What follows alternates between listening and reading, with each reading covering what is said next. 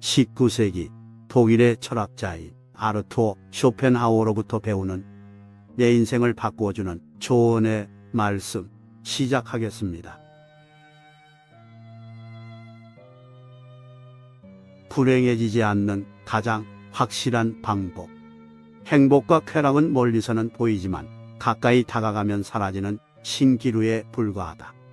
반면 고통과 고뇌는 현실 속에서 직접 드러남으로 착각하거나 기대할 필요가 없다. 이러한 깨달음이 결실을 맺으면 행복과 쾌락을 쫓으려 하지 않고 오히려 고통과 고뇌가 다가오는 걸 막으려고 할 것이다. 그러면 우리는 세상이 제공하는 최선의 것은 고통이 없는 조용하고 견딜만한 생활이라는 것을 알게 된다. 그러한 삶을 확실하게 실현하기 위해서는 우리의 요구를 한정시켜야 한다. 즉, 너무 불행하지 않으려면 너무 행복해지려는 요구를 하지 않아야 한다는 것이다. 그것만이 가장 확실한 방법이기 때문이다. 사람의 모든 불행은 혼자 있을 수 없는 것에서부터 생긴다. 세상엔 어디에나 모든 것에 파리떼같이 달려들어 아무 곳에나 들러붙는 수준 낮은 사람들이 있다. 그들이 그렇게 하는 것은 자신들의 무료함에서 벗어나기 위해서이거나 자신의 삶에서 부족한 부분, 감정, 자존감, 즐거움, 만족감 등을 채우기 위함이다. 그러나 스스로 정신적인 따뜻함을 충분히 지닌 사람은 굳이 사람들 사이에 끼어들 필요가 없다. 스스로 사색하는 지적인 사람은 오히려 홀로 있는 생활을 통해 두 가지 이점을 얻는다. 첫째는 오로지 자기 자신과만 함께한다는 것이고, 둘째는 타인과 함께하지 않는다는 것이다. 모든 관계에는 억지로 해야 할 수밖에 없는 것, 불편함 등 여러 위험이 따른다는 것을 생각할 때 이 이점들은 큰 가치가 있다. 관계를 맺는 것은 때로 도덕적으로 문제가 있거나 내게 손해를 입힐 수 있는 사람과도 접촉하는 것이므로 위험한 일이기도 하다. 덜 사교적인 사람은 굳이 관계를 잘 맺기 위한 능력을 얻으려 하지 않아도 된다.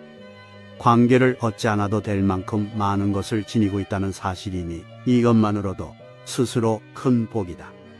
왜냐하면 우리가 겪는 거의 모든 고뇌와 불행은 관계로 인해 생겨나기 때문이다. 자신의 내면이 풍요로우면 스스로 만족할 줄 안다. 자신의 내면이 꽉 찬 사람은 스스로 만족을 누릴 줄 알기에 타인과 관계를 맺기 위해 굳이 희생을 치르지 않는다. 그런 사람은 자신을 부정하면서까지 상대방과의 관계를 만들지 않는다. 반대로 평범한 사람들은 지극히 사교적이며 순응적이다. 이런 사람들은 자기 자신을 참기보다도 남을 참기가 더 쉬운 사람들이다. 세상에서는 정말로 가치 있는 것이 중요하지 않으며 별 가치 없는 것들이 중요시되고 있다. 뛰어난 사람들이 혼자 생활을 하는 것을 보면 이런 사실이 입증된다. 스스로 정정당당한 사람이라면 자신의 자유를 지키거나 넓히기 위해서는 자신의 욕구를 가리면서 스스로 매우 만족하는 것이 진정한 삶의 지혜라는 것을 알 것이다. 현명한 사람은 남과의 적절한 거리를 둔다. 사람들은 혼자 있는 적막함을 견디지 못하는 경우가 많다. 그런 사람들은 사회에 나가서도 어느 정도 고독함을 가져야 한다. 그리고 자신의 생각을 남에게 곧바로 얘기하지 말아야 한다. 남에게 너그럽게 대하고 용납하는 습관을 익히기 위해서는 무심한 태도를 갖는 것이 가장 좋은 방법이다. 그렇게 하면 그들과 함께 있으면서도 한편으로는 완전히 그들과 함께 있지 않아서 세상에 대해 완전히 객관적 태도를 취할 수가 있는 것이다. 그런 남들과 너무 가까이 하지 않아도 되고 마음이 혼잡해지거나 상처를 받는 일도 사라질 것이다. 세상은 불에 비유된다. 현명한 자는 불을 쬐을 때에 적절히 거리를 두지만 어리석은 자는 불에 손을 직접 넣어서 화상을 입은 후에야 고독이라는 차가운 것으로 도망쳐서 자기 손이 타고 있다고 자책을 한다. 당신의 삶의 무게 중심은 어디에 있는가? 일반 사람들은 인생을 즐긴다고 할 때에 사물이나 자신의 소유물, 지위, 애인과 자녀, 친구나 모임 등에 의존한다. 그들은 인생의 행복을 그런 것들에서 느끼는 것이다. 때문에 그런 것들을 잃게 되거나 실증을 느끼게 되면 자신 인생의 행복도 끝나고 마는 것이다. 그건 바로 그 사람 삶의 무게 중심이 자신의 밖에 있기 때문이다. 이런 사람들은 자주 꿈이나 욕망이 달라져 기분이 변덕스럽게 되는 것이다. 외적 빈곤은 내적 빈곤으로부터 시작된다. 사람은 자신의 궁핍을 극복해낸 후에도 여전히 궁핍함으로 어려움을 겪는 다른 사람들처럼 곧 다시 궁핍을 느낀다. 그것은 바로 내적인 공허함과 의식의 나약함, 정신의 빈곤함 때문이다. 그러므로 사람은 자신과 비슷한 부류의 사람들과 계속해서 어울리게 되는 것이다.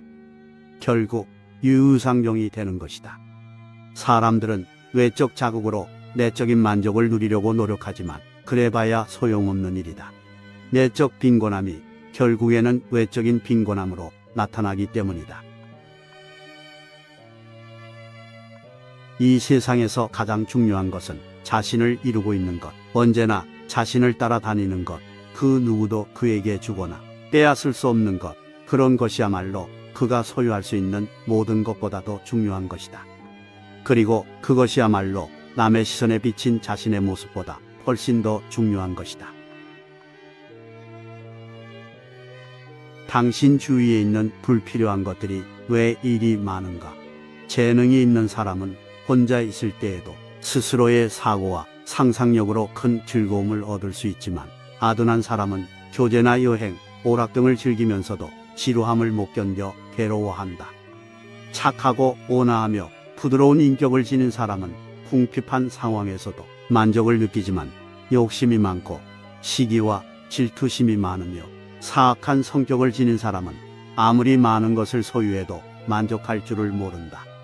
비범하고 정신적으로 뛰어난 인격을 지닌 사람은 보통 사람들이 추구하는 쾌락의 대부분이 불필요하고 거추장스러운 일일 뿐이다. 긍정적이고 유쾌한 사람은 행복하다. 내면의 모든 자산 중에 가장 우리를 행복하게 해주는 것은 긍정의 마음과 유쾌한 성격이다. 긍정적이고 유쾌함은 삶에서 즉각적으로 응답을 해주기 때문이다. 그건 다른 어떤 것으로도 대체할 수가 없다. 그래서 어떤 사람이 행복한 사람인가를 판단하려면 그 사람이 긍정적이고 유쾌한지를 알아보면 된다.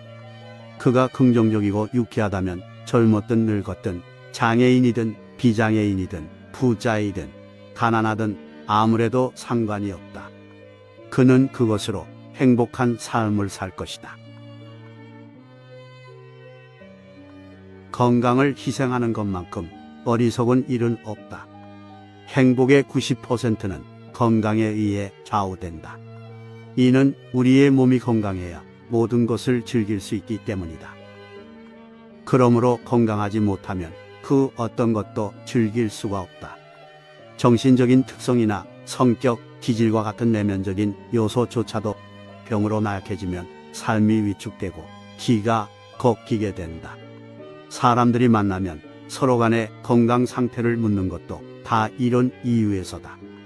인간의 행복 요건 중에 가장 중요한 것이 바로 건강이기 때문이다. 생업이나 승진을 위해서든 학력이나 명예를 위해서든 그 무슨 일을 위해서든 건강을 희생하는 것만큼 어리석은 일은 없다.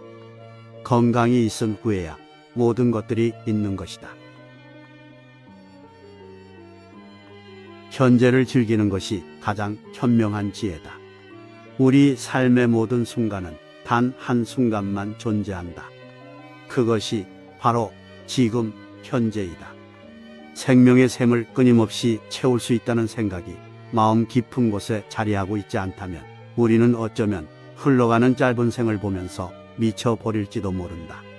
그러므로 현재를 즐기고 그것을 삶의 목적으로 삼는 것이 가장 현명한 지혜인 것이다.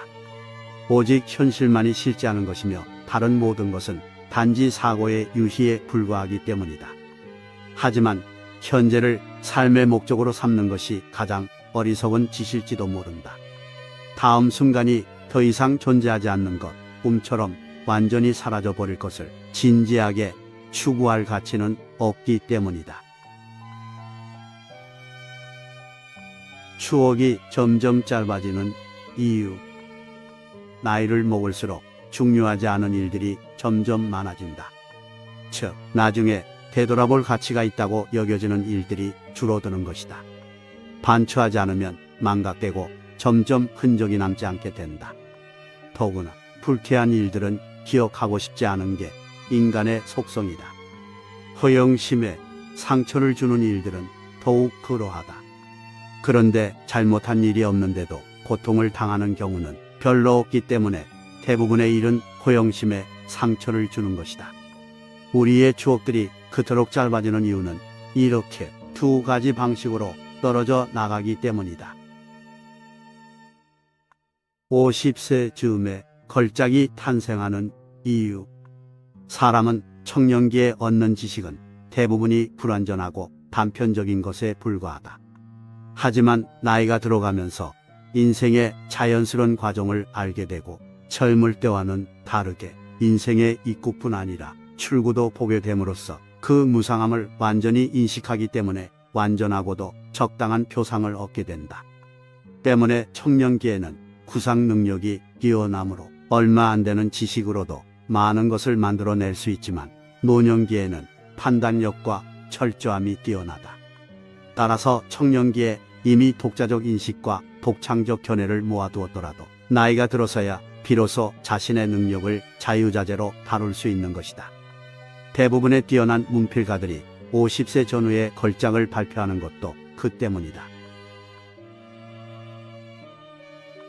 행복은 타인의 판단으로 좌우되지 않는다. 타인에게 존경을 받는 삶이 궁극적 목표라면 그 인생은 안타깝게도 너무나 어리석다는 걸 증명해 줄 뿐이다. 타인의 판단에 좌지우지 되는 것은 자신의 인생을 망치는 것이다. 이런 인생은 사람들의 본성에서도 나타나지만 더욱더 사회와 문명의 변화의 과정에서도 생겨나게 된다. 이것들은 우리의 행위 전체에 엄청난 영향을 미치고 우리의 행복에 좋지 않은 작용을 한다. 이는 남들이 하는 판단의 노예가 되어 여지없이 불안감에 사로잡혀 살기 때문이다. 행복은 자기 자신에게 만족하는 사람의 것이다. 자신이 전부여서 자신 스스로에게 만족하고 자신이 전부여서 나는 모든 자산을 내 몸에 지니고 다닌다 라고 말할 수 있다면 그것이야말로 가장 확실하고 유일한 행복일 것이다. 따라서 행복이란 자신 스스로에게 만족하는 사람의 것이다. 왜냐하면 세상 속에서는 온갖 어려움과 경쟁, 위험과 불쾌한 일들을 피할 수가 없는데 그 속에서 조금이나마 안심하고 의지할 수 있는 것은 자신밖에 없기 때문이다.